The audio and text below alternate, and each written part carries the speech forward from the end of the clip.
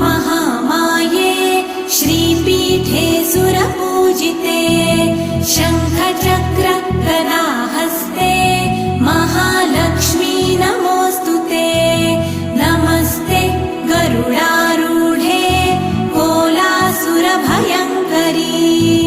सर्वपाप हरे देवी महालक्ष्मी नमोऽस्तुते महादेव्यै च विद्महे विष्णुपत्न्यै च धीमहि तन्नो लक्ष्मी प्रचोदयात्।